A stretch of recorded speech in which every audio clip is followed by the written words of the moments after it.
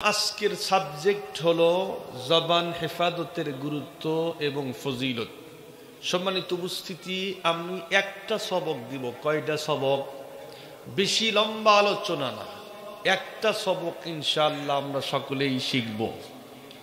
আল্লাহ পাক রব্বুল আলামিন আমাদেরকে অসংখ্য অগণিত নিয়ামত দিয়েছেন। কত নিয়ামত দিয়েছেন এর কোনো হিসাব পৃথিবীর কোনো মানুষের কাছে কি আছে?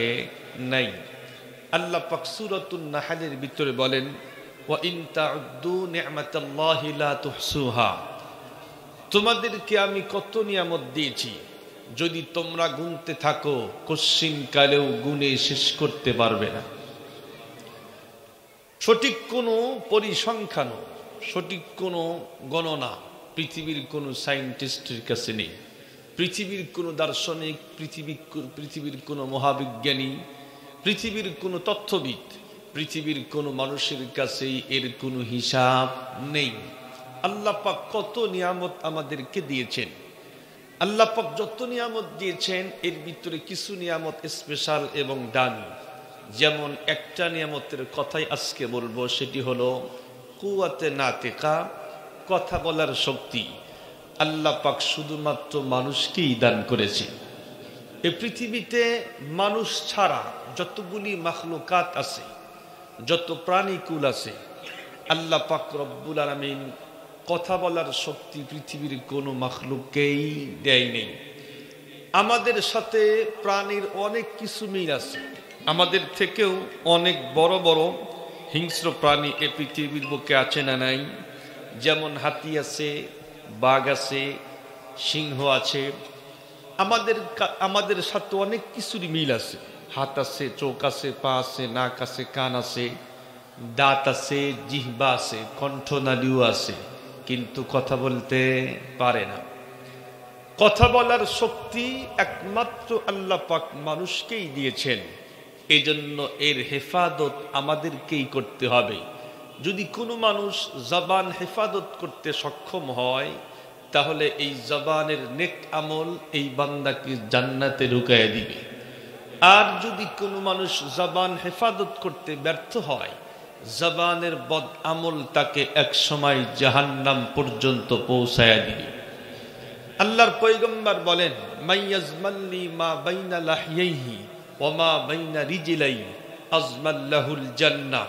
খুব ভালো করে বুঝবেন, বিশ্বনবী বললেন, যদি কোনো উম্মত তার দুই চলের মাঝখানে একটা অঙ্গ আছে, নাম তার জিহ্বা, দুই রানের মাঝখানে একটা অঙ্গ আছে, তার নাম হলো লজ্জাস্থান। জিহ্বা আর লজ্জাস্থানের হেফাজতের জিম্মাদারি যেই ব্যক্তি, আল্লাহ রাসূল বলেন, আমাকে দিতে পারবে, আমি তাকে জান্নাতে ঢোকাবার জিম্মাদারি নিয়ে নিলাম। সুবহানাল্লাহ বলেন। জবান হেফাজতের জিম্মাদারি যদি আমরা নিতে পারি, বিশ্বনবী বললেন, তোমাদেরকে জান্নাতে ঢোকাবার জিম্মাদারি আমি নিয়ে নিলাম। তাহলে বলেন তো জবানের পাওয়ার আছে না নাই? খুব ভালো করে বুঝবেন জবানের কি পরিমাণে পাওয়ার। একজন মানুষ 80 বছর পর্যন্ত আল্লাহ পাকের গোলামি করে নাই। চুরি থেকে শুরু করে, জিনা থেকে শুরু করে, সুদ ঘুষ থেকে শুরু করে, এই পৃথিবীতে যত খারাপ কাজ আছে, যত গুনাহ আছে, সব রকমের গুনাহ সে করছে। এমনকি সবচাইতে ধ্বংসাত্মক পাপ সেটি হলো শিরকের গুনাহ। আল্লাহ পাককে বাদ দিয়া মূর্তির গোলামি করছে। আমাদের দেশে আছে না নাই? মা কালী, মা সরস্বতী, মা লক্ষ্মী, মা দুর্গা, মা মানসা আছে তো। আল্লাহ পাককে সেজদা না করে মূর্তির সামনে মাথা নত করেছে। 80 বছর পর্যন্ত ধ্বংসাত্মক গুনাহ, শিরকের মতো সাংঘাতিক গুনাহ করছে। 80 বছর পর্যন্ত আল্লাহ পাককে একটা সেজদাও করে নাই। 80 বছর পার হওয়ার পরে যদি এই লোকটা বুঝতে পারে, আল্লাহ আমি তো 80 বছর পর্যন্ত শিরিক করেছি, এখন মরতে দেরি হবে, আমাকে তো জাহান্নামে ঢুকতে দেরি হবে না। এজন্য বোঝার পরে ইখলাসের সঙ্গে যদি জবানকে একবার মাত্র 1 থেকে 3 সেকেন্ড পর্যন্ত সময় নিয়ে ব্যবহার করে একবার পরে লা ইলাহা ইল্লাল্লাহু মুহাম্মাদুর রাসূলুল্লাহ হাদিস শরীফ প্রমাণ করে বান্দার যাপিত 80 বছরের সব গুনাহ আল্লাহ পাক মুহূর্তের মধ্যেই ক্ষমা করে দিয়ে দেয়। 80 বছর কিন্তু 1-2 দিন না, 80 বছর পর্যন্ত একটা সেজদা আল্লাহ পাককে করে নাই, কিন্তু জবানের কি পরিমাণে পাওয়ার, ইখলাসের সাথে একবার ওয়ান টাইম কালেমা পড়ছে, আল্লাহ পাক তার 80 বছরের যাপিত সব শিরকের গুনাহ মুহূর্তের মধ্যেই ক্ষমা করে দিয়ে দেয়। আল্লাহ পাক আরাকায়াতের মধ্যে বলেন, যদি আসলেও কেউ তওবা করে ফিরে আসে তাহলে কি হয়? আল্লাহ পাক বলেন, উলাইকা ইউবাদদিলুল্লাহু সাইয়্যাতিহিম হাসানাত। শুধু গুনাহ মাফ করব এমনটি নয়, যতগুলি গুনাহ করছিলা সবগুলি গুনাহ আমি আল্লাহ পাক নেকি দিয়ে বদলায়া দিয়ে দিব।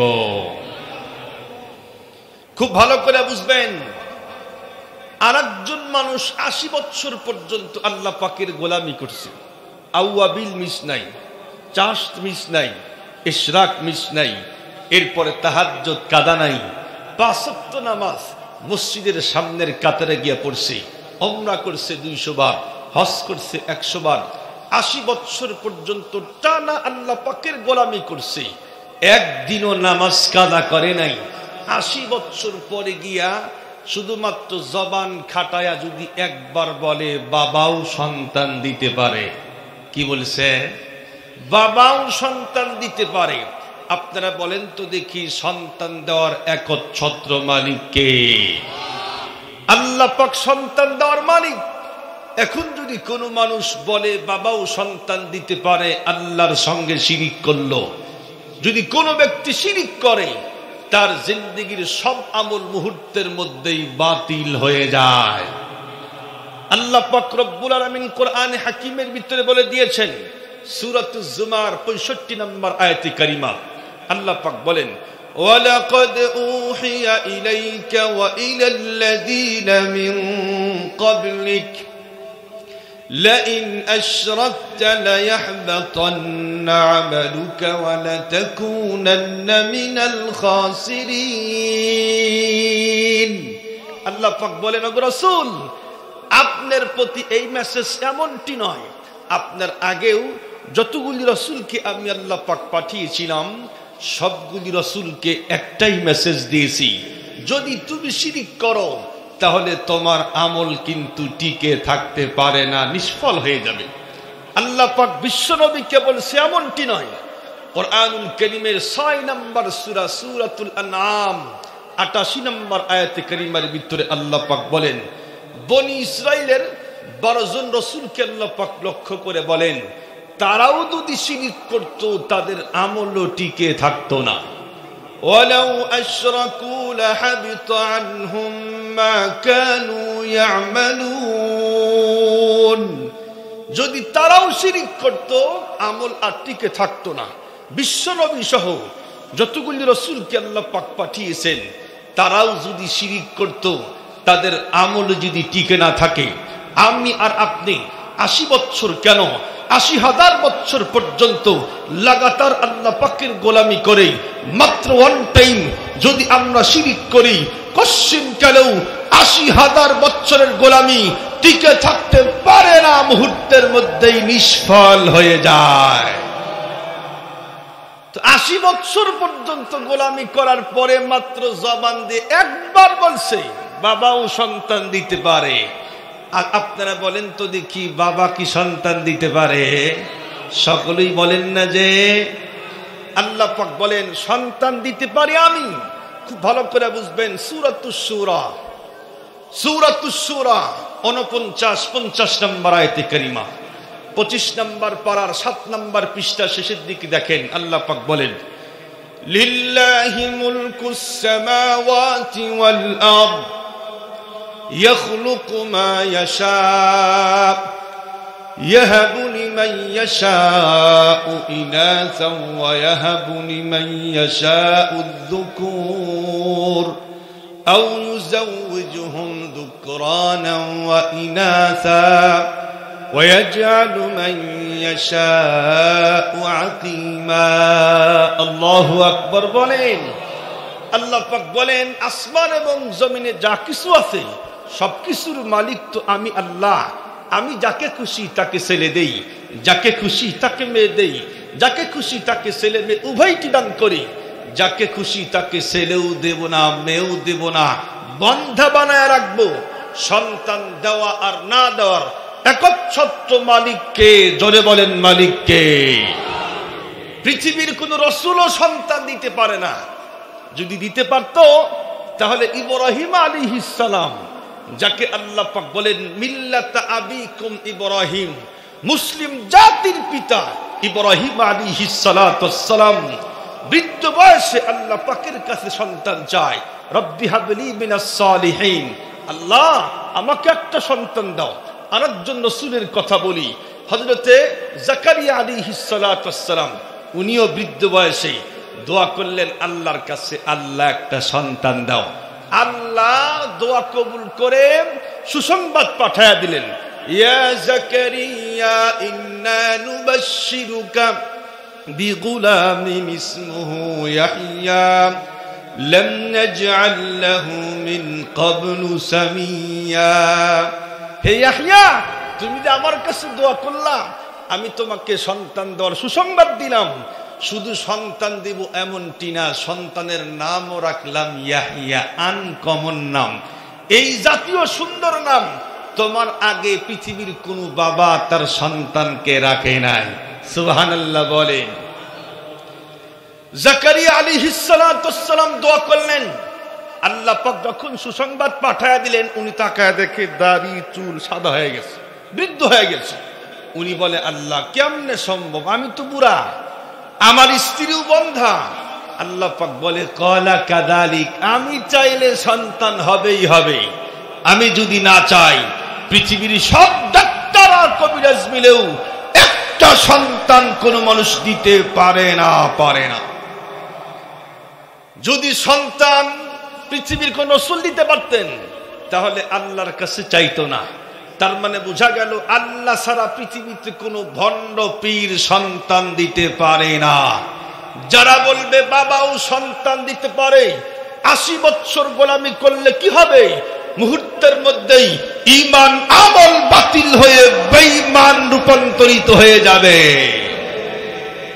খুব ভালো করে বুঝবেন। তাহলে 80 বছরের সব গুনাহ মাফ করাইলাম জবান দিয়েই তো, আবার 80 বছরের সব গুনাহ মুহূর্তের মধ্যেই শেষ করে দিলাম, এটাও জবানের মাধ্যমেই। তাহলে বলেন তো দেখি জবানের পাওয়ার কম না বেশি? খুব ভালো করে বুঝবেন, গুরুত্বপূর্ণ কথা বলতেছি। আর একটা মিসাল দেই, আপনারা বলেন তো দেখি, বেগানা কোন মহিলাকে দেখা যাচ্ছে কি?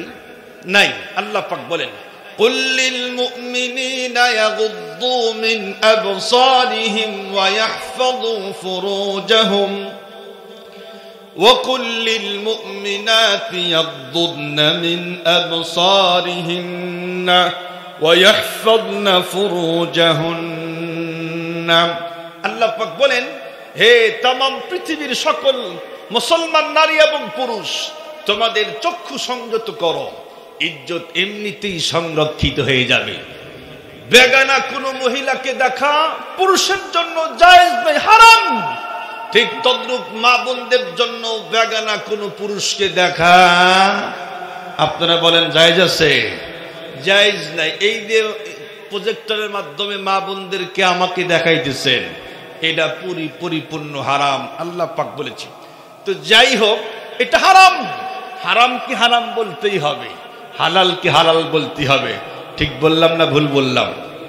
তো বেগানা কোন মহিলাকে দেখা জায়েজ নাই, তবে ওয়ান টাইম মাত্র বিবাহের নিয়তে দেখা জায়েজ।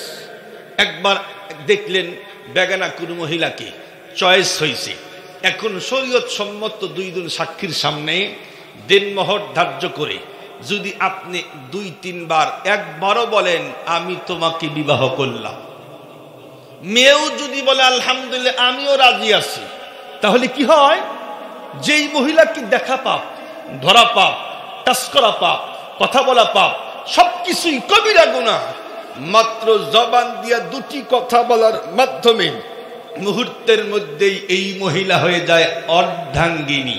সুবহানাল্লাহ, একটু জোরে বলেন। অর্ধাঙ্গিনী, ধরলে নাকি, টাচ করলে নাকি, কথা বললে নাকি, শুয়ে থাকলে নাকি, এক লোকমা খাবার উঠায় দিবেন। হাদিস শরীফ খুলে দেখেন কি লেখা আছে। আল্লাহ রাসূল বলেন, যদি কোন স্বামী তার স্ত্রীকে এক লোকমা খাবার উঠায় দেয়, এই পরিমাণ সদকা করলে যেই পরিমাণ নেকি, ওই পরিমাণ নেকি আল্লাহ পাক তার আমলনামার মধ্যে উঠায়া দিয়ে দেয়। এত নাকি আল্লাহ পাক বললেন, হুন্না লিবাসুল লাকুম ওয়া আনতুম লিবাসুল লাহুন। স্ত্রীগণ তোমাদের পোশাক, তোমরাও স্ত্রীদের পোশাক। পোশাক যেমন দেহের একদম কাছে থাকে, স্ত্রীর মতো কাছের মানুষ পৃথিবীর বুকে আর একটাও হতে পারে না। তো যেই মহিলাকে দেখা পাপ, ধরা পাপ, টাচ করা পাপ, সবকিছুই পাপ, মাত্র দুটি কথা বলার মাধ্যমে আল্লাহ পাক অর্ধাঙ্গিনী বানায়া দিল। স্ত্রীর মতো আপন আর কেউ নাই। খুব ভালো করে বুঝবেন, 10 বছর পর্যন্ত সংসার চলতেছে, হঠাৎ স্বামী স্ত্রীর ভিতরে ঝগড়া, মাথা নষ্ট হয়ে গেছে, হঠাৎ যদি বলে ফেলে 1 2 3, বোঝেন তো আপনারা, মানে 3 তালাক দিলাম। যখনই বলেছে 1 আর 2 3, সঙ্গে সঙ্গে যিনি ছিল আপনার অর্ধাঙ্গিনী, ধরলে নাকি, টাচ করলে নাকি, কথা বললে নাকি, শুয়ে থাকলে নাকি, সবকিছুই নাকি হইতো। এখন 1 আর 2 3 বলার সঙ্গে সঙ্গে আগের মতোই বেগানা, দেখলে গুনাহ, টাচ করলে গুনাহ, ধরলে গুনাহ, শুয়ে থাকলে গুনাহ। আমাদের দেশে অনেক আল্লাহর বান্দা আছে 1 2 3 বলার পরেও সংসার করে খায় না। যারাই 1 2 3 বলার পরে স্ত্রীর সঙ্গে সংসার করবে, জিনার গুনাহ হবে। আর যেই সমস্ত বাচ্চা তৈরি হবে, একটাও হালাল জাদা না, হারামজাদা হয়ে যাবে। খুব ভালো করে বুঝবেন। তাহলে কি বুঝলেন? একটা বেগানা মহিলা হয়ে গেল জবানের মাধ্যমে অর্ধাঙ্গিনী। আবার অর্ধাঙ্গিনী মহিলা নিজের স্ত্রী একদম কাছের মানুষ হয়ে গেল আবার বেগানা। এটাও কিন্তু জবানের মাধ্যমেই সম্ভব। তাহলে বলেন তো দেখি, জবানের পাওয়ার কম না বেশি? সকলেই জোরে বলেন, কম না বেশি? এই জন্য জবান কন্ট্রোল করতে হবে। আল্লাহ রাসূলের একজন সাহাবী উকবা ইবনে আমির রাদিয়াল্লাহু তাআলা আনহু বললেন, ওগো রাসূল, আমাকে নাজাত কিসে, কোন আমল করলে নাজাত পাওয়া যায়? আল্লাহর পয়গম্বর তখন তাকে একটা মেসেজ দিলেন, বললেন, আমলিকা আলাইকা লিসানাক। হে উকবা ইবনে আমির, তুমি তোমার জবান কন্ট্রোল করো। জবান কন্ট্রোল করলেই তুমি নাজাত পেয়ে যাইবা। সুবহানাল্লাহ বলেন। আরেকজন সাহাবী মুআয ইবনে জাবাল রাদিয়াল্লাহু তাআলা আনহুর কথা বলি। উনি বলেন, আমি একদিন বিশ্বনবীর সঙ্গে সফরে ছিলাম। বিশ্বনবীকে একান্ত পেয়ে আমি জিজ্ঞেস করলাম, ইয়া রাসূলুল্লাহ, আখবিরনি বিআমালিন ইউদখিলনিল জান্নাতা ওয়া ইউবাইদনি আনিন নার। ওগো রাসূল, আমাকে এমন একটা আমল শিক্ষা দান করেন যেই আমলটা করলে আমি জান্নাতে ঢুকতে পারি, জাহান্নাম থেকে বাঁচতে পারি। আল্লাহর পয়গম্বর তাকে অনেক নসিহত করলেন। শেষে বললেন, আলা উখবিরুকা বিমালাকি যালিকা কুল্লিহি। এ মুআয ইবনে জাবাল, তোমাকে কি মূল কথা বলবো? মূল কথা? কুলতু বালা ইয়া নবী আল্লাহ। মুআয ইবনে জাবাল বললেন, ওগো রাসূল, বলেন না, মূল কথাই বলেন। সঙ্গে সঙ্গে ফাআখাযা বিলিসানিহি, বিশ্বনবী তার জবান জিহ্বাকে টান দিয়া ধরলেন আর বললেন, এটাকে কন্ট্রোল করো। মুআয ইবনে জাবাল বললেন, ওগো রাসূল, এই জবানের কারণেও আমাদেরকে জিজ্ঞাসা করা হবে? আল্লাহর পয়গম্বর বলে, আরে মুআয, তুমি আবার কি বলো? আরে শোনো, জবানের ইনকামই তো মানুষদেরকে অধোমুখী করে জাহান্নামে নিক্ষেপ করে দিয়ে দিবে। জবানের কামাই, জবানের ইনকাম মানুষদেরকে অধোমুখী করে জাহান্নামে নিক্ষেপ করবে। আল্লাহ রাসূলের একদম কাছের স্ত্রী আম্মা জান আয়েশা সিদ্দিকা রাদিয়াল্লাহু তাআলা আনহা বলেন, আমি একদিন বিশ্বনবীকে জিজ্ঞাসা করলাম, ওগো রাসূল, আপনার একজন স্ত্রী তো একটু বেটে বেশি লম্বা না? উনি কি বলছে? একটু বেটে বেশি লম্বা না। সঙ্গে সঙ্গে আল্লাহর পয়গম্বর বললেন, লাকাদ কুলতি কালিমাতান লাউ মুজিজাত বিমাইল বাহরি লামাজাজাতু। ইয়া আয়েশা, তুমি এমন জঘন্য কথা বললেন, এই কথার তিক্ততা এতটাই মারাত্মক, যদি সাগরের পানির সঙ্গে মেশানো হয়, তামাম সাগরের পানি পর্যন্ত এই কথার তিক্ততা ঘোলা করে ছেড়ে দিয়ে দিবে। আম্মা জানা আয়েশা সিদ্দিকা কিন্তু বেশি কিছু কয় নাই। উনি বলছে একটু বেটে, একটু বেটে, বেশি লম্বা না। তাই যদি তার কথার তিক্ততা এতটাই মারাত্মক তীব্র হয়, তামাম সাগরের পানি পর্যন্ত ঘোলা করে ছেড়ে দিবে, তাহলে বলেন তো দেখি, আমরা যখন চাষটলে বসি তখন কিন্তু গীবতের ডিলারশিপ নিয়ে বসি। ঠিক বললাম না ভুল বললাম? চায়ের কাপ হাতের ভিতরে নিয়া বাবারে বাবা একটা টান দেয় আর বলে, অমুককে শুনছনি, অমুকের মেয়ে তো খুব খারাপ, অমুকের ছেলে এই করছে করে, সে তো সুদখোর, সে তো ঘুষখোর, হামচুনি মান্ডাঙ্গলানিস, বুঝায় আমি সবচাইতে ভালো আর দুনিয়ার সব মানুষ খারাপ। আম্মা জানা আয়েশা সিদ্দিকা শুধু বলছে যে উনি একটু বেটে, তাই যদি এতটাই মারাত্মক তিক্ততা তৈরি হয়, আমরা দিনের মধ্যে হাজার মিথ্যা বলি, গীবত করি, শিকায়ত করি, চগলখড়ি করি, তুচ্ছ-তাচ্ছিল্য করি, আমাদের কথার তিক্ততা আরো মারাত্মক, ভয়ঙ্কর, সিরিয়াস, এটা আল্লাহ সারা পৃথিবীর কোন মানুষ জানতেই পারে না। মুহতারাম হাজিরিন, খুব ভালো করে বুঝবেন, এজন্য জবান কন্ট্রোল করেন। আল লিসান জিসমুহু সগীর ওয়া জুরমুহু কাবীর। জবান, এই জিহ্বাটা ছোট্ট একটা অঙ্গ, এটা হাতের সমান না, এটা পায়ের সমান না, এটা মাথার সমান না, এটা বডির সমান না, ছোট্ট একটা অঙ্গ, কিন্তু এর অপরাধ বড় মারাত্মক এবং সিরিয়াস। এমন একটা কথা বললেন আপনার জন্য মায়ের খাওয়া ওয়াজিব হয়ে গেল, এমন কথা আছে না নাই? যেমন জবান কন্ট্রোল না করলে কি হয়, একটা মিসাল প্রসিদ্ধ, আপনারা মনে আসছে আপনাদের, আপনারা বলেন তো, বিগত ফেসিবাদ সরকার দূর হলো, পালাতে বাধ্য হলো, এর মূল সূচনা কোত্থেকে শুরু হয়েছিল আপনারা কি জানেন? এই যে একজন বলছে রাজাকার, কি বলছিল? যখনই বলছে রাজাকার, জবান কন্ট্রোল করে নাই, এমন তরঙ্গ ঢেউ তৈরি হয়ে গেল, ছাত্র জনতা স্লোগান দেওয়া শুরু করলো, তুমি কে আমি কে, রাজাকার রাজাকার। সেখান থেকে গণঅভ্যুত্থান শুরু হয়ে গেল, আন্দোলন বাড়তেই আছে, বাড়তেই আছে, এক সময় তীব্র আকার ধারণ করলো, শেষ পর্যন্ত পালাইতে বাধ্য হয়েছে, 1 ঘন্টা পর্যন্ত সময় দেওয়া হয় নাই। মুহতারাম হাজিরিন, এজন্য জবান দা যা খুশি তা বলা যাবে না। তো উনি তো একটা বলে ক্ষমতা হারিয়ে ফেলছে। আমরা এমন কিছু কথা বলি যেগুলো বললে ঈমান আমল সব যায়।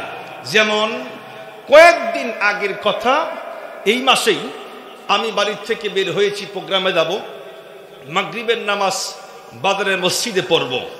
আমি একজনকে ধরছি, ভাই চলেন নামাজ পড়তে হবে, শক্ত করে ধরছি। উনি বলে, হুজুর আমার কাজ আছে। তাই বললাম, ভাই নামাজটা পড়ে দেন। উনি বলে, না আমাকে যেতেই হবে, কাজ আছে। তো আমি বললাম, কাজ আগে না নামাজ আগে?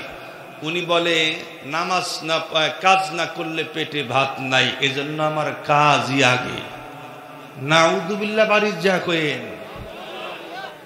নামাজ হলো ফরজ বিধান, ফরজ বিধানকে তুচ্ছ তাচ্ছিল্য করে, সেটাকে হেয় প্রতিপন্ন করে যারা বলে আমার কাজই আগে, অথচ সে জানলই না কি বললাম, জবান দিয়ে এমন কিছু কথা বাহির করলো, মুহূর্তের মধ্যেই তার সব আমল ঈমান বাতিল হয়ে গেল। ভাই একটু আগান, সামনের দিকে আগান, পিছনে অনেক লোক দাঁড়ায় আছে, একটু আগান আগান। প্যান্ডেল ছোট হয়ে গেছে আপনাদের, দাওয়াত দিচ্ছেন বড় বক্তা, বড় বক্তা না, তো এত ছোট প্যান্ডেল কে? ঠিকই আছে। আচ্ছা যাই হোক, তো কি বললো? আমার কাজই আগে। যদি কোনো ব্যক্তি বলে নামাজ আগে না কাজ আগে, আপনারা বলেন তো দেখি তার ঈমান আমল কি টিকে থাকতে পারে? না। এজন্য জবান কন্ট্রোল করেন। আল্লাহর পয়গম্বর বলেন, ইন্নাল আবদা লা ইয়াতাকাল্লামু বিল কালিমাতিল্লাহ মির রিজওয়ানিল্লাহি লা ইউলকি লাহা বালা ইয়ারফাউল্লাহু বিহা দারাজাতিন। মানুষ জবান দিয়ে এমন কিছু কথা বলে যার কারণে আল্লাহ পাক খুশি হয়ে যায়, তার জন্য মর্যাদা বৃদ্ধি পায়, অথচ সে জানেই না আমি জবান দিয়ে কি বললাম। ওয়া ইন্নাল আবদা লা ইয়াতাকাল্লামু বিল কালিমাতি মিন সাখাতিল্লাহি লা ইউলকি লাহা বালা ইয়াহদি বিহা ফি জাহান্নাম। আল্লাহর পয়গম্বর বলেন, মানুষ আবার জবান দিয়ে এমন কিছু কথা বলে যার কারণে আল্লাহ পাক নারাজ হয়ে যায়, তার জন্য জাহান্নাম ওয়াজিব হয়ে যায়, অথচ সে জানলই না আমি মুখ দিয়া কি বললাম, আর তার কারণে আল্লাহ পাক নারাজ হলো, আমার জন্য জাহান্নাম ওয়াজিব হয়ে গেল। এজন্য যা খুশি তাই বলা যাবে না। মুসলমান, আমরা মোবাইল ফোনে সরকার বিরোধী কথা বলতে ভয় পাই। আগেও পাইতাম, এখনো পান্না। কেন? কারণ যদি কল রেকর্ড ফাঁস হয় আর যদি সরকার পর্যন্ত যায়, তাহলে আমাকে জেল আর জুলুম, মামলা হামলা, রিমান্ড হবে কি হবে না? মাত্র ছোট্ট একটা ভূখণ্ডের মালিক নাম প্রধানমন্ত্রী, তার বিপক্ষে যদি কিছু কথা হয়, তাই যদি মামলা হামলা রিমান্ড হয়, সরকারের সরকার, মহা সরকার, আল্লাহ বিরোধী কথা বললে মনে হয় ফুলের মালা। কথা কন না কে? আল্লাহ বিরোধী কথা যদি কোনো ব্যক্তি বলেন, কোরআন বিরোধী কথা, ইসলাম বিরোধী কথা, ও মুসলমান খুব ভালো করে বুঝবেন, এক কথাই শরীয়ত বিরোধী কথা বললে ঈমান থাকতে পারে না, পাক্কা বেঈমান, জাহান্নামের আসামি হতে হয়। এজন্য জবান কন্ট্রোল করেন। আমি আপনি যা বলতেছি, এই যে রেকর্ড হচ্ছে না, হচ্ছে, দুনিয়াতে মানুষের ব্রেন খাটাইয়া এটা তৈরি করছে, তাই যদি ভিডিও হয়, রেকর্ড হয়, আপনারা বলেন তো দেখি, যেই আল্লাহ পাক ব্রেন দিছেন, সেই আল্লাহ পাক কি ভিডিও অডিও করতে পারে কি পারে না? পারে। এটা আল্লাহ পাক কোরআনে হাকিমের ভিতরে বলে দিয়েছে। মানুষ যা বলে, যা করে, সব ভিডিও হয়, সব রেকর্ড হয়। সূরাতুল কাফ 17-18 নম্বর আয়াত আল্লাহ পাক বলেন, إذ يتلقى المتلقيان عن اليمين وعن الشمال قعيد ما يلفظ من قول إلا لديه رقيب عتيد। আল্লাহু আকবার। মানুষের দুই কাঁধে দুইজন ফেরেশতা আছে না নাই? কিরামান কাতিবিনা ইয়ালামুনা মা তাফআলুন। কিরামান কাতিবিন আছে, মানুষ জবান দিয়ে যা কিছু বলে সেটা লেখার জন্য সদা প্রস্তুত একজন প্রহরী নিযুক্ত করা আছে। আমি যা বললাম, যা করলাম, সব রেকর্ড আছে, সব ভিডিও আছে। এগুলো একদিন আমাদেরকে দেখানো হবে, যেদিন সবগুলি ফাঁস করা হবে, অডিও আর ভিডিও। মুসলমান, আমরা দেখছি টাকলা মুরাদের মাত্র কয়েক সেকেন্ড অডিও কল রেকর্ড ফাঁস হয়েছিল না? বিশ্রী কিছু নায়িকার সঙ্গে অডিও কল রেকর্ড ফাঁস হয়েছিল, তাই আমরা দেখেছি তার কিন্তু দলীয় পদ পর্যন্ত বাতিল হয়ে গিয়েছিল। মাত্র কয়েক সেকেন্ডের অডিও কল যদি ফাঁস হয়, তাই যদি সব চলে যায়, আমাদের টোটাল লাইফের ভিডিও আর অডিও যদি আল্লাহ পাকের কাছে ফাঁস হয়, কশিন কালেও জান্নাতে ঢোকার কায়দা নাই, জাহান্নামের আসামি হতে হয়।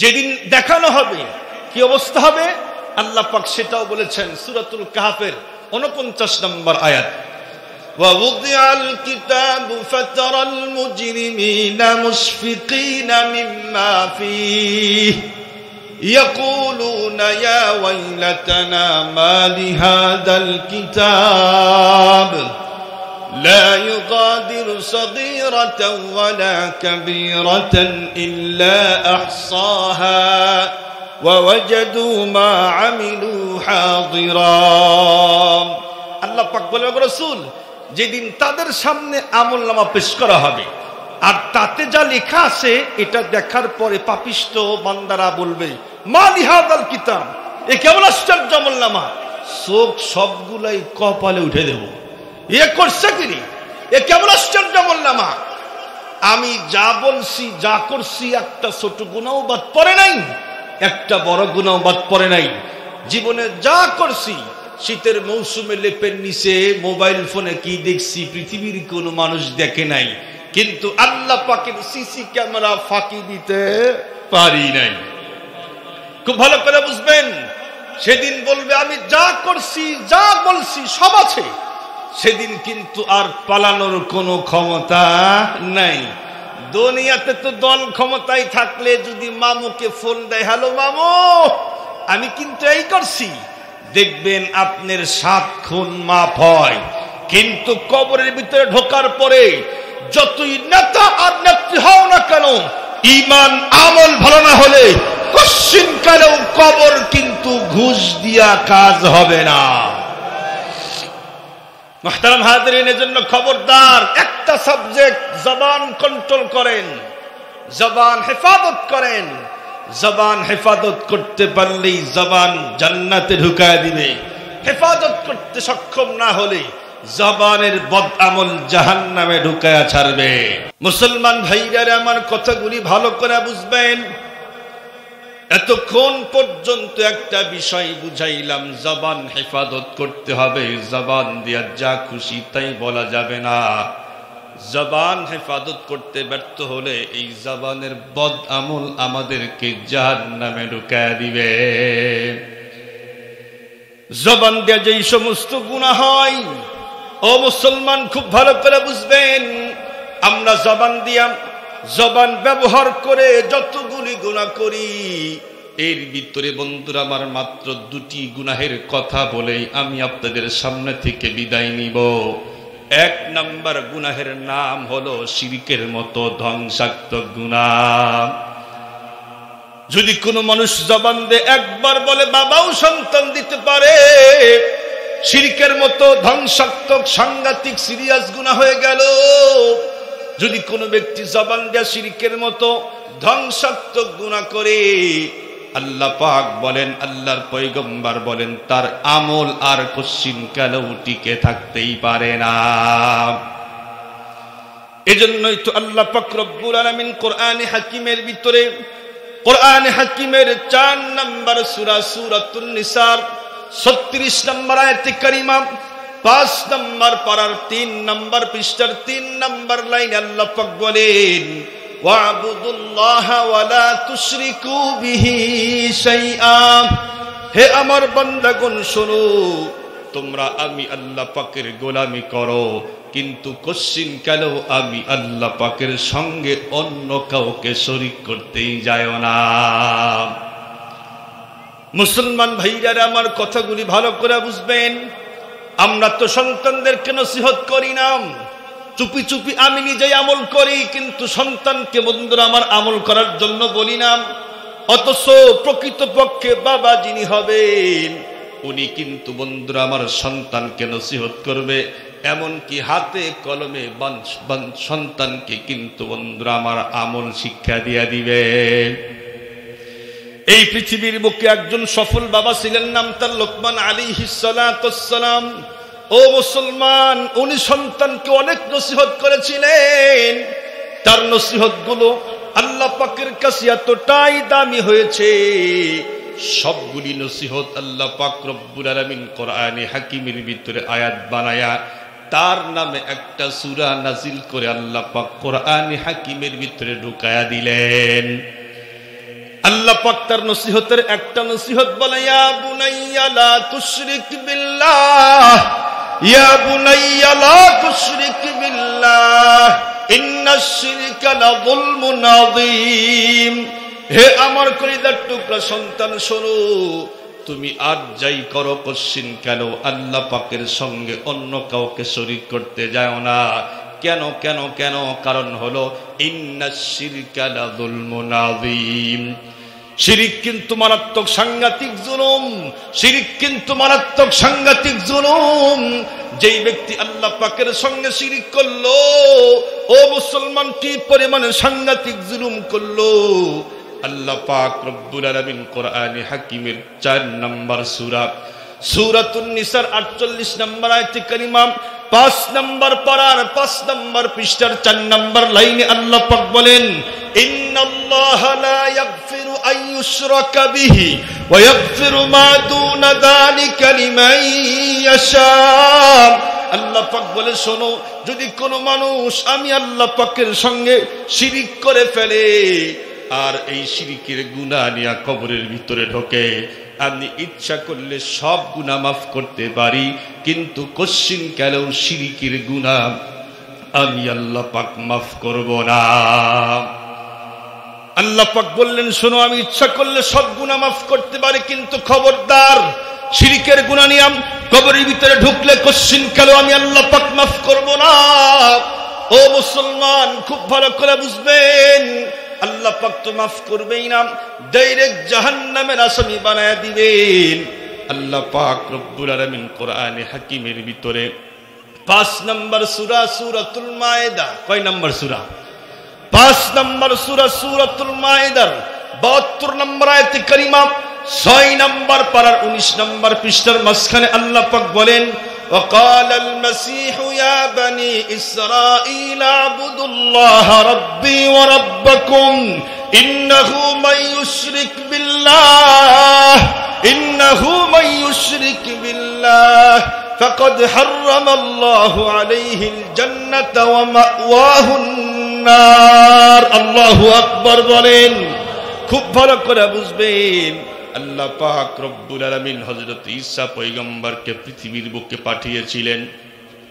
হযরত ঈসা আলাইহিস সালাতু ওয়াস সালাম দীর্ঘদিন পর্যন্ত বনি ইসরাঈলদেরকে তাওহীদের পক্ষে দাওয়াত দিয়েছেন।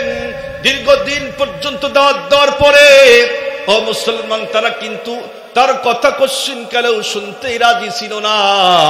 ঈসা পয়গম্বর বললেন, শোনো, আমার রব হলো আল্লাহ, তোমাদের রব হলো আল্লাহ, সেই আল্লাহ পাকের গোলামি তোমরা করো। আমার রব হলো আল্লাহ, তোমাদের রব হলো আল্লাহ, সেই আল্লাহ পাকের গোলামি করো, কিন্তু খবরদার কশ্চিন কালেও আল্লাহ পাকের সঙ্গে অন্য কাউকে শরীক করতে যায় না। ইন্নাহু মায়ুশরিক বিল্লাহ, ইন্নাহু মায়ুশরিক বিল্লাহ।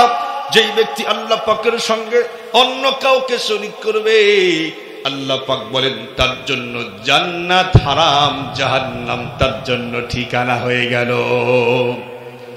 আল্লাহ পাকের সঙ্গে শরীক করলে জান্নাত হারাম, জাহান্নাম তার জন্য ঠিকানা।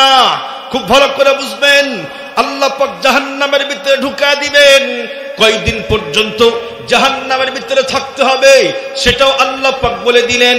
কোরআনুল কারীমের 30 নম্বর পারা সূরাতুল বাইয়িনার 6 নম্বর আয়াতে কারিমা খোলেন, আল্লাহ পাক বলেন, ইন্নাল্লাযীনা কাফারু মিন আহলিল কিতাব, ইন্নাল্লাযীনা কাফারু মিন আহলিল কিতাবি ওয়াল মুশরিকিনা ফি নারি জাহান্নাম খালিদিনা ফিহা উলাইকা হুম শাররুল বারিয়া। নাউযু বিল্লাহ বলেন।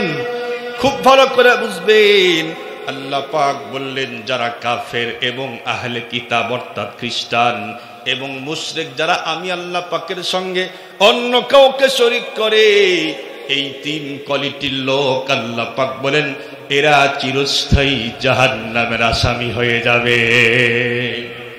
চিরস্থায়ী জাহান্নামের আসামি। 1 নম্বর যারা কাফের, আল্লাহ পাককে মানে না। আর এক প্রকার হলো আহলে কিতাব, খ্রিস্টান আছে না নাই, এরাও 3 খোদা মানে। এরপরে আর এক প্রকার মুশরিক, যারা আল্লাহ পাককে বাদ দিয়ে অন্য কারো গোলামি করে, আছে না নাই। আমাদের দেশে আছে মা কালী, মা সরস্বতী, মা লক্ষ্মী, মা দুর্গা, মা মানসা, আছে না নাই। শেষ পর্যন্ত গরু কি হয়, এ কথা কন না কে? গরু যদি মা হয় তাহলে বলদ কি? এ সকলেই কয় না। বাবা হয়, কিন্তু দেখছেন গরুকে মা কয়, কশ্চিন কালে বলদকে বাবা কয় না কেন? তার মানে জাতে মাতাল তালে ঠিক না, কি বলেন? তো সেদিকে যাব না, লম্বা সময় আমার হাতের মধ্যে নাই। এরা হলো ডাইরেক্ট আল্লাহ পাকের সঙ্গে অন্য কাউকে শরীক করে শিরকের গুনাহ করে। আল্লাহ পাক বলেন এরা হলো চিরস্থায়ী জাহান্নাম। এরপরে উলাইকা হুম শাররুল বারিয়া, এরাই হলো জাতির নিকৃষ্ট। নাউযু বিল্লাহ, একটু জোরে বলেন। আমরা জানি নিকৃষ্ট প্রাণী হলো কুকুর এবং শূকর, কিন্তু আল্লাহ পাক বললেন যারা আমাকে বাদ দিয়া অন্য কারো গোলামি করবে এরা কুকুর শূকরের থেকেও আরো নিকৃষ্ট এবং খারাপ। আল্লাহ পাক বলেন উলাইকা কাল আনাম বাল হুম আদাল উলাইকা হুমুল গাফিলুন, এরা হলো চতুষ্পদ জানোয়ারের থেকেও আরো নিকৃষ্ট এবং খারাপ। অথচ মানুষ সবচাইতে দামি, ওয়ালাকাদ কাররামনা বানি আদম, মানুষ সবচাইতে দামি, কিন্তু যেই সমস্ত মানুষ আল্লাহ পাকের সঙ্গে শিরিক করে, কেউ ডাইরেক্ট করে কেউ ইনডাইরেক্ট করে, যারা বলে আল্লাহ পাকের আইন চলবে না, আমার আইন প্রতিষ্ঠা করো, এরাও আল্লাহ পাকের আইনকে বৃদ্ধাঙ্গুলি দেখায়, এরাও কশ্চিন কালেও মুসলমান থাকতে পারে না। পাক্কা মুনাফিক মুনাফিক মুনাফিক। খুব ভালো করে বুঝবেন, আল্লাহ পাক বললেন এরা চিরস্থায়ী জাহান্নামী, জাহান্নামে একবার ঢুকলে কশ্চিন কালেও বাহিরে বের করা হবে না। এখন প্রশ্ন, হুজুর এই জাহান্নামের ভিতরে ওদেরকে দিয়ে দিল, যারা মুশরিক শিরিকের মতো সাংঘাতিক গুনাহ করে, এদের উপর আল্লাহ পাক এত খেপা কে? হ্যাঁ, সব গুনাহ মাফ করবে কিন্তু শিরিকের গুনাহ মাফ করবে না, এত রাগ কেন? এত রাগ কেন? একটা মেসেজ দিলে খুব ভালো বুঝবেন। যারা আমরা বিবাহ করছি, যারা স্বামী আছি, আমরা বিবাহ করে স্ত্রীকে কিছুই দেইনি, শুধুমাত্র ভরণ পোষণের দায়িত্ব, এই তো থাকার জন্য ঘর দিছি, খাবার দিছি, কাপড় দিছি, শেষ। এর চেয়ে বেশি কিন্তু দেই নেই। এতটুকুন দিয়ে অধিকার দেখাই কত বেশি, আমার স্ত্রী আমার সামনে অন্য কোনো পরপুরুষের সঙ্গে মিঠা মিঠা আলাপ করবে, আমি কেন পৃথিবীর কোন স্বামীর দেহে এক ফোঁটা রক্ত থাকতে কশ্চিন কালেও মানতে রাজি নই। আপনারা মানবেন? আমার সামনে আমার স্ত্রী আমাকে বাদ দিয়া অন্য কারোর সঙ্গে মিষ্টি মিষ্টি আলাপ করবে, কাল্লা উড়ায় হালাবো, কিন্তু এতটুকুন দিয়ে অধিকার দেখে অনেক বড়। অথচ আমি আমার স্ত্রীর হাত বানাই নাই, পা বানাই নাই, কিচ্ছু তৈরি করি নাই। আল্লাহ পাক বলে শোনো, চোখ তো আমি দিয়েছি, আলাম না যে আল্লাহু আইনাইন, আমি তো তোমাদের চোখ দিয়েছি, জবান দিয়েছি আমি, ঠোঁট দিয়েছি আমি, ওয়ালিসানা ওয়া শাফাতাইন, দুই হাত দিয়েছি আমি, ওয়াতুকাল্লিমুন আইদিহিম, দুই পা দিয়েছি আমি, ওয়াতাশহাদু আরজুলুহুম, কান দিয়েছি আমি, চোখ দিয়েছি আমি, ইন্নাস সামআ ওয়াল বাসারা ওয়াল ফুআদা, অন্তর দিয়েছি আমি, রিজিক দিয়েছি আমি, হায়াত দিয়েছি আমি, লক্ষ কোটি নিয়ামত আমি আল্লাহ পাক দিলাম, সবকিছু দিলাম আমি। গোলামি করবি আমার, আমাকে বাদ দিয়ে আমার সামনেই অন্য কারোর সামনে মাথা নত করবি, কশ্চিন কালেও মানতে রাজি নই, জাহান্নামের আসনি বানায়া দিয়া দিব। আল্লাহ পাক বলে সবকিছু দিছি আমি, গোলামি করবি আমার, আমাকে বাদ দিয়ে আমার সাথে অন্য কাউকে শরীক করবি, কশ্চিন কালেও বরদাস্ত করি না। ইচ্ছা করলে সব মাফ করব, কিন্তু শিরিকের গুনাহ কশ্চিন কালেও মাফ করব না। মুহতারাম হাজিরিন, খুব ভালো করে বুঝবেন, এটা হলো শিরিকের মতো সাংঘাতিক গুনাহ, এটা করলে আল্লাহ পাক কশ্চিন কালেও মাফ করবে না। আমি যদি দোয়া করি, যেই ব্যক্তি মুশরিক অবস্থায় মারা গেছে, তাদের জন্য দোয়া করলে কশ্চিন কালেও কবুল হবে? হবে না। আমি করলে কেন? সূরাতুত তাওবার 113 নম্বর আয়াত খুলে দেখেন, আল্লাহ পাক বলেন মা কানা লিন-নাবিয়্যি ওয়াল্লাযীনা আমানু আন ইস্তাগফিরু লিল মুশরিকিন, যারা মুশরিক অবস্থায় মারা গেছে, নবী রাসূল মুমিন মুসলমান সব মানুষ যদি একত্রিত হয়ে দোয়া করে, আল্লাহ পাক বলেন তাদের দোয়াও আমি কবুল করব না। অথচ আমরা কিছু দেখছি যে বিগত ফেসিবাদ সরকারের আমলে কিছু নেতা এবং নেত্রী দেখবেন এরা যখন ক্ষমতায় আসে তখন কিন্তু ইসলামকে ব্যবহার করে। ক্ষমতায় যাওয়ার আগে নেতারা বড় করে টুপি গাইরা দিয়া কয়, ভোট আমারে দিও, ইসলাম বিরোধী কোনো আইন করা হবে না। আমরা দেখছি কিছু মানুষ পট্টি লাগায়, হাতে তসবিহ, রাবেয়া বসরি, আমারে ভোট দিলে দেশ চলবে হলেও মদিনার সনদ দিয়ে। যখন ইসলামকে ধারণ করে ক্ষমতার ভিতরে যায়, যখন তারা ক্ষমতায় আসে তখন কিন্তু দেখছি ইসলামকে বাইপাস করে, মাইনাস করে ইসলাম বিরোধী আইন প্রণয়ন করতে মুহূর্তের মধ্যেই দেরি করে নাই। তার মানে কি বুঝলেন?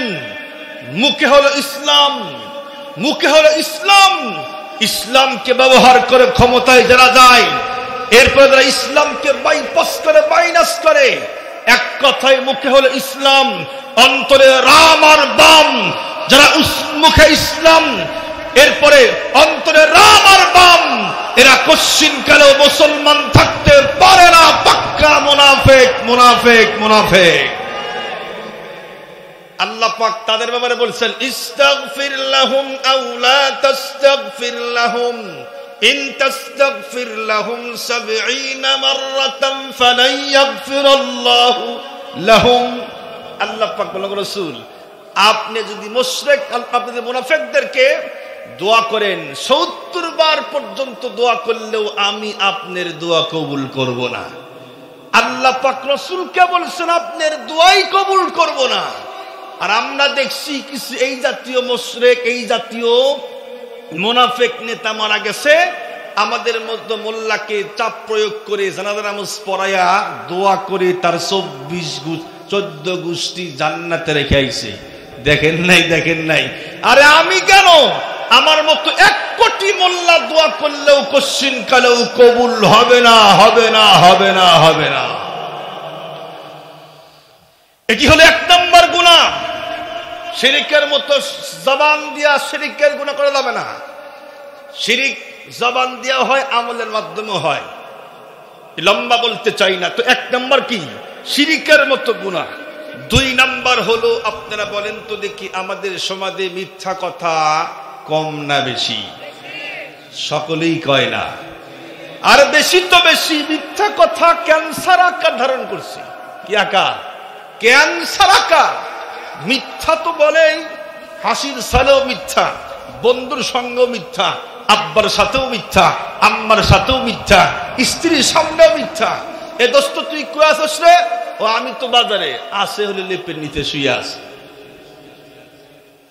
আবার দেখবেন কিছু দোকানদার ব্যবসা করে, আল্লাহ পাক ব্যবসা হালাল করছে, কিন্তু এরা মিশা কথা বলে ব্যবসা হারাম করে নেয়। তাও জাগা বেজাগা নাই। ইমাম সাহেব খতিব সাহেবের সাথেও মিথ্যা বলে। অনেক সময় খতিব সাহেব দোকানে গিয়া বলে, ভাই আলমগীর ভাই, এইটার দাম কত? হুজুর আসছেন, আমার কি সৌভাগ্যের কপাল, খতিব সাহেব আমার দোকানে আসছে, বসেন। তবে আপনার কাছে কি ব্যবসা করবো নাকি? আপনার কাছে তো কোনো ব্যবসা নাই, তবে যেহেতু ফিরি ফিরি আমারে দেয় নাই, তো যা দিয়া কিনছি ওটাই আমারে দেন।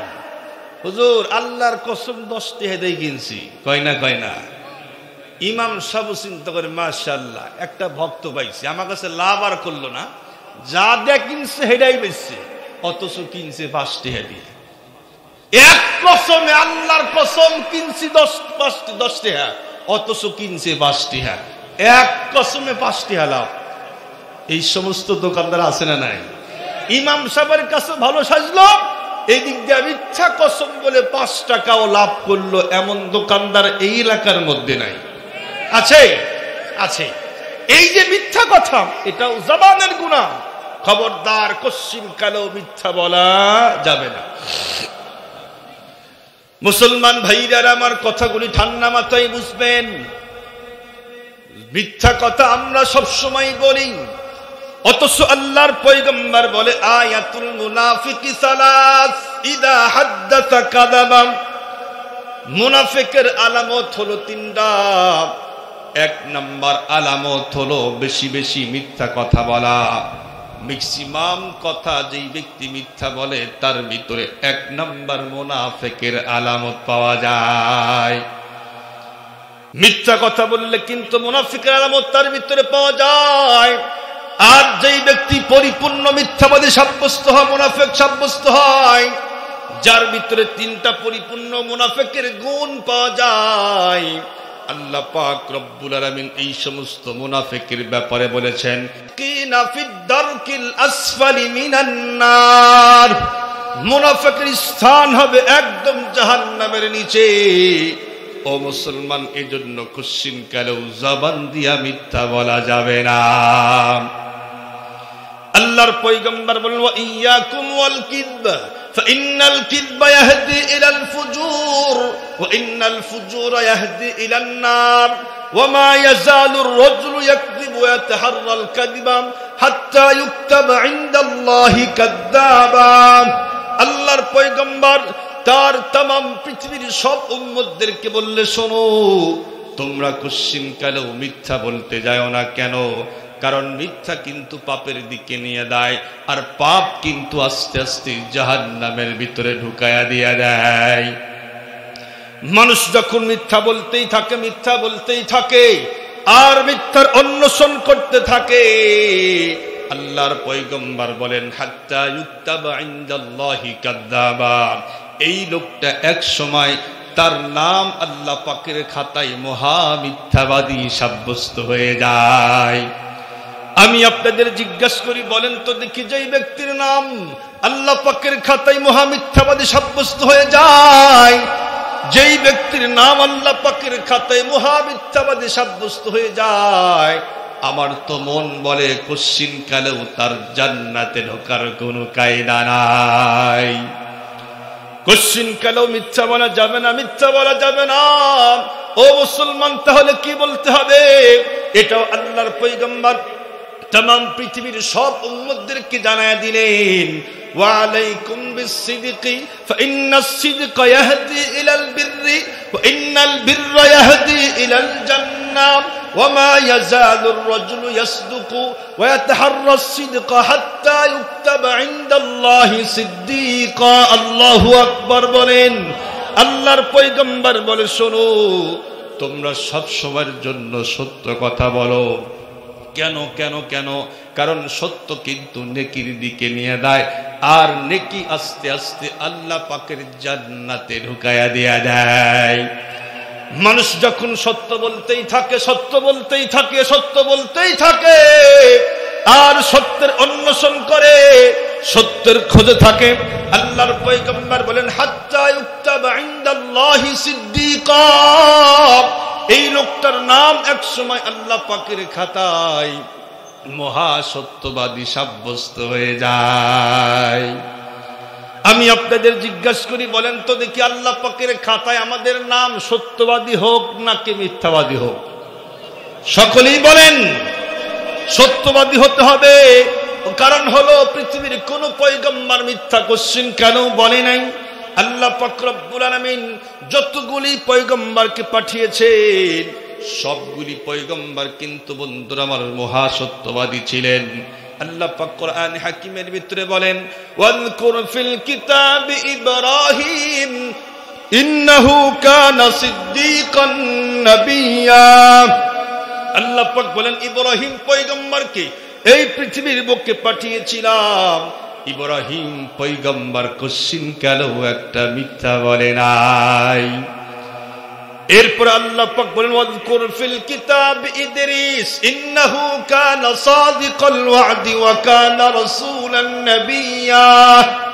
ইদরিস পয়গম্বরকে এই পৃথিবীর বুকে আল্লাহ পাক পাঠিয়েছিলেন। ইদরিস পয়গম্বর কোশ্চিন কালেও একটা মিথ্যা বলে নাই, মহা সত্যবাদী ছিলেন। মুসা পয়গম্বরকে পাঠিয়েছিলেন, মুসা পয়গম্বর কোশ্চিন কালেও মিথ্যা বলে নাই। ও মুসলমান, খুব ভালো করে বুঝবেন। আমি আপনাদেরকে জিজ্ঞেস করি, বলেন তো দেখি, আমাদের পয়গম্বর বিশ্বনবী সত্যবাদী ছিলেন নাকি মিথ্যাবাদী ছিলেন? মহা সত্যবাদী ছিলেন। এই সার্টিফিকেট কিন্তু তার দলের লোক দেয় নাই, ভিন্ন দলের লোক কিন্তু সার্টিফিকেট দিয়েছে। যারা 24 ঘন্টায় বিশ্বনবীকে মারার জন্য দারুন নদওয়ার মধ্যে মিটিং করত, কেমনে তাকে হত্যা করা যায়, কেমনে হত্যা করা যায়, কেমনে তাকে দেশ থেকে বাহির করে দেওয়া যায়, কেমনে তার জবানকে রুদ্ধ করা যায়, এই ষড়যন্ত্র কিন্তু আজকের না আগেও ছিল। কথা কন না কে? এই ষড়যন্ত্র আজকের না আগেও ছিল, কিয়ামত পর্যন্ত থাকবে। যারা এই হক কথা বলতে বাধার সৃষ্টি করবে, ক্ষমতার জোরে যারা উলামায়ে কেরামের জবানকে রুদ্ধ করতে চাইবে, কশ্চিন কালেও মুসলমান না, আবু জেহেলের আপন খালাতো ভাই। আমরা দেখছি যে আমাদের অনেক সময় মাইক কেড়ে নিছে, দেখেন নাই মনে হয়? মাঝে মধ্যে এমনটি হয়েছে, আমরা বয়ানে ওঠার আগেই বলা হয়তো হুজুর যা কন কইন, শুধু আসমানের নিচে আর জমিনের উপরে, আসমানের আর জমিনের নিচে যা আছে সেটা কইন, জমিনের উপরে যা আছে সেটা করার দরকার নাই। আগের থেকেই বলতো আমাদেরকে কথা বলবো, হক কথা বলবো।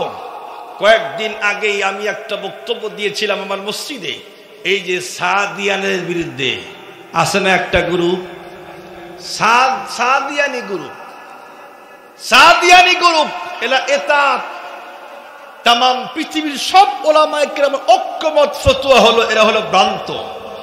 এদের বিপক্ষে যখন বলার পর স্বয়ং আল্লাহ পাক আমাকে দিয়েছে, হক কথা না বললেন আল্লাহ পাক আমাকে রিমান্ডে নিবে, রিমান্ডে যেতে চাই না, হক কথা বলে দুনিয়া রিমান্ড করতে চাই। মুহতারাম হাজিরিন, তো এই জন্য যতই বাধা আসুক না কেন, হক আছে, থাকবে, কিয়ামত পর্যন্ত থাকবে। আবু জেহেল আগেও ছিল না, এক সময় ছিল, এখনো নাই। হামান ছিল না, এক সময় ছিল, এখন আর নাই। নমরুদ ছিল, এখন আর নাই। বাতিল শক্তি যতই আসুক না কেন, এরা কশ্চিন কালেও টিকে থাকতে পারে না। সূরাতুল আনকাবুত আল্লাহ পাক নাজিল করেছেন কেন জানেন? আল্লাহ পাক তাম পৃথিবীর সব মুসলমানদেরকে আশ্বস্ত করছে। আল্লাহ পাক সূরাতুল আনকাবুত মানে মাকড়সার সূরা, এই সূরার ভিতরে মাকড়সার ঘর বানিয়ে নিয়ে আল্লাহ পাক আলোচনা করতে গিয়া বল, শোনো যে পৃথিবীতে যত ঘর আছে সবচাইতে দুর্বল ঘর হলো মাকড়সার ঘর, তাই না? খালি ফু দিবেন শেষ। এই পৃথিবীতে যত ঘর আছে সবচাইতে দুর্বল ঘর হলো মাকড়সার ঘর। আল্লাহ পাক বলেন, যারা আমাকে বাদ দিয়ে অন্য কারো গোলামি করে, অর্থাৎ খ্রিস্টান, ইহুদি আর নাসারা। আমরা দেখি যে আমেরিকা অনেক বড় শক্তিশালী, দেখেন না আল্লাহ পাক আগুন লাগায়া দিছে, কোনো কথা নাই। এই আগুন যদি দুনিয়ার কোন লোক লাগাইতো তার 14 গোষ্ঠী শুদ্ধ উদ্ধার করত, কিন্তু আল্লাহ পাকের কি খেলা। তো আমরা দেখি আমেরিকা অনেক ভয়ঙ্কর, ইসরায়েল অনেক ভয়ঙ্কর, এদের দিকে তাকাইতেই ভয় লাগে। আল্লাহ পাক সূরাতুল আনকাবুত নাজিল করে বলে, শোনো যত ঘর আছে সবচাইতে দুর্বল ঘর হলো মাকড়সার ঘর। বাতিল শক্তি যতই বড় হোক না কেন, যারা আমাকে বাদ দিয়ে অন্য কারো গোলামি করে এরা মাকড়সার জালের থেকেও আরো দুর্বল। সুবহানাল্লাহ, জোরে বলেন। যদি তাই না হবে, মুসা পয়গম্বর দুর্বল, মুসা পয়গম্বর দুর্বল। ফেরাউন ছিল তাম পৃথিবীর ক্ষমতাধর, ফেরাউন কিন্তু টিকে থাকতে পারে নাই। আল্লাহ পাক সুবায়া মেরেছে, নমরুদ পর্যন্ত টিকে থাকতে পারে নাই।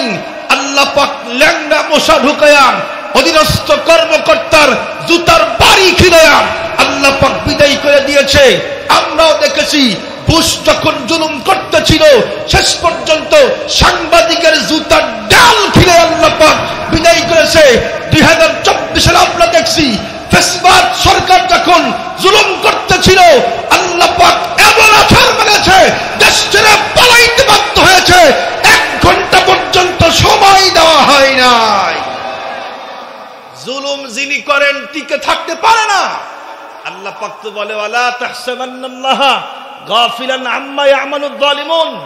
তোমরা কি মনে করছো যে জালেম যা করে আমি দেখি না? না দেখি, সব দেখি। কিন্তু আল্লাহ পাক বলেন, আমি ছাড় দেই, ছেড়ে দেই না। যখন ধরি পৃথিবীর কোন মানুষ আর ছাড়াইতেই পারে না। এজন্য ক্ষমতার জোরে যারা উলামায়ে কেরামের হক কথা বলা রুদ্ধ করতে চান, জবান থাকবে কিন্তু কথা বলতে পারবেন না। ক্ষমতার জোর দেখায়া যেই সমস্ত মানুষ উলামায়ে কেরামকে বাধার সৃষ্টি করেন, সেই হাত থাকবে কিন্তু হাতের মধ্যে শক্তি থাকবে না, আল্লাহ পাক সব উঠায় নিয়ে যাবেন। খুব ভালো করে বুঝবেন। তো বলতেছিলাম বিশ্বনবী তাকে সার্টিফিকেট দিয়েছে দলের লোক না, বিরোধী দলের লোক। বিএনপি যত ভালোই করুক আওয়ামী লীগ সাপোর্ট দিবে না। আওয়ামী লীগ যত ভালোই করুক বিএনপি সাপোর্ট দিবে না। জাতীয় পার্টি আর যাই বলেন না কেন কেউ সাপোর্ট দিবে না।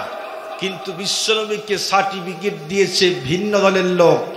কি সার্টিফিকেট? আল আমিন, আস-সাদিকুল আমিন, মহাসত্যবাদী। আমাদের পয়গম্বর বিশ্বনবী জীবদ্দশায় একটা মিথ্যাও বলে নাই। সুবহানাল্লাহ বলেন। এবার বলেন তো দেখি আল্লাহ পাক সত্যবাদী নাকি মিথ্যাবাদী? আল্লাহ সত্যবাদী। ওমান আসদাকু মিনাল্লাহি কিলা ওমান আসদাকু মিনাল্লাহি হাদিসা। আল্লাহ পাক বলেন আমার মতো সত্যবাদী পৃথিবীতে কেউ নাই। আল্লাহু আকবার বলেন। মুসলমান ভাইরা আমার কথাগুলি ভালো করে বুঝবেন। এই পৃথিবীর বুকে যতগুলি পয়গম্বর আল্লাহ পাক পাঠিয়েছেন সবগুলি পয়গম্বর মহাসত্যবাদী ছিলেন। আল্লাহ পাকও মহাসত্যবাদী। সেই আল্লাহ পাকের বান্দা এবং রসুলের উম্মত হয়ে কেমনে মিথ্যা বলি, আমার তো লজ্জা করার দরকার ছিল। মুসলমান ভাইরা আমার, এজন্য কোশ্চেন কালেও জবান দিয়ে মিথ্যা বলতেই যায় না। হাসির ছলে ঠাট্টার ছলেও মিথ্যা বলতেই যায় না। সাহাবায়ে কেরাম বিশ্বনবীকে জিজ্ঞেস করলেন, রাসূল আপনি কি হাসির ছলে ঠাট্টার ছলেও কি মিথ্যা বলেন না? আল্লাহর পয়গম্বর বলে, শোনো আমি যা বলি সত্য বলি, কোশ্চিন কালেও হাসির ছলেও মিথ্যা বলি না। মিথ্যা তো বলি মুসলমান আমরা, কিন্তু মিথ্যা সাক্ষ্য পর্যন্ত দেই, আসে না নাই? কসম করে মিথ্যা সাক্ষ্য পর্যন্ত দেয়া দেই। যেই ব্যক্তি মিথ্যা সাক্ষ্যের মাধ্যমে অন্য কোন বান্দার প্রাপ্য হক কেটে দিয়া দিবে, আল্লাহর পয়গম্বর বলেন তার জন্য কোশ্চিন কালেও জান্নাত নাই, জাহান্নাম তার জন্য ঠিকানা। আল্লাহর পয়গম্বর বলেন, মানে কতাতা হাক্কাম রিম মুসলিমিন বিয়ামিনিহি ফাকাদ আওজাবাল্লাহু লাহুন নার ওয়া হাররামা আলাইহিল জান্নাহ। নাউযু বিল্লাহ বলেন, যেই ব্যক্তি মিথ্যা সাক্ষ্য, মিথ্যা কসম করে সাক্ষ্য দিয়া অন্য কোন বান্দার প্রাপ্য হক পাওনা হককে কেটে দিল, তার জন্য জান্নাত হারাম, জাহান্নাম তার ঠিকানা। আপনারা বলেন তো দেখি, মিথ্যা কসম করে সাক্ষ্য দেওয়ার লোক আমাদের সমাজে আছে না নাই? আছে, অনেক আছে। 10,000 টাকা দিলেই মিথ্যা সাক্ষ্য হয়। অনেক লোক আছে, খুব ভালো করে বুঝবেন। মনে করেন এলাকার নেতা, চেয়ারম্যানের ছেলে এমন একটা কাজ করছে, আগামীকাল বিচার যদি বিচারে সত্য প্রমাণিত হয়, চেয়ারম্যানের নাক থাকে না, মানুষ সব শেষ। অথবা খতিব সাহেবের ছেলে এমন একটা কাজ করছে যেটা প্রকাশ পেলে খতিব সাহেবের আর নাক থাকে না, কাটা দেয়। তো এই জাতীয় কিছু নেতা নেত্রীর সন্তান যখন খারাপ কাজ করে, তখন এরা মাঝে মধ্যেই বলে, বাবা এই যে তোকে 10,000 টাকা না দাস আসতেই দিব, কিন্তু আগামীকাল একটু সাক্ষ্য দিবি, আমার ছেলেই করে নেই। আল্লাহর বান্দা কিছু টাকার লোভে আগামীকালকে গিয়ে বলে, আল্লাহর কসম করে বলে সে তো আমার সঙ্গী ছিল, এই কাজ সে করে নাই। এমন লোক আছে না নাই? মিথ্যা সাক্ষ্য দিয়ে একজনকে বাঁচায়া দিলেন, তার হক নষ্ট করলেন, আর একজনের হক নষ্ট করে দিলেন। আল্লাহর পয়গম্বর বলেন, ওর জন্যে জান্নাত নাই, জাহান্নাম তোর ঠিকানা। সুতরাং দায়িত্বহীন কণ্ঠে বলতে চাই, আমাদের দেশের মামুনুল হক সহ যতগুলো উলামায়ে কেরাম জেলের মধ্যে মামলা হামলা রিমান্ড পর্যন্ত গিয়েছে, তারা এমন কোনো কিচ্ছু করে নাই যার কারণে জেল জুলুম রিমান্ড হবে। তার মানে হলো এক শ্রেণীর কিছু কুলাঙ্গার আর বেঈমান টাকার বিনিময়ে মিথ্যা সাক্ষ্য দিয়ে তাদেরকে জেল আর জুলুম রিমান্ড পর্যন্ত নিয়েছে। যেই সমস্ত কুলাঙ্গার মিথ্যা সাক্ষ্য দিয়ে উলামায়ে কেরামকে জেল আর জুলুম রিমান্ড পর্যন্ত নিয়েছিস, তোদের কপালে জান্নাত নাই, জাহান্নাম তোদের ঠিকানা ঠিকানা ঠিকানা। মুসলমান ভাইরা আমার কথা লম্বা করতে চাই না, তাহলে মিথ্যা তো বলি, মিথ্যা সাক্ষ্য পর্যন্ত দিয়া দেই। ও মুসলমান, অনেক সময় আমরা বাচ্চাদেরকে ডাকি, বাচ্চাদেরকে ডাকার পরে মিথ্যা বলে ডাকি, কিন্তু কিছুই দেই না, এমন লোক আছে না নাই?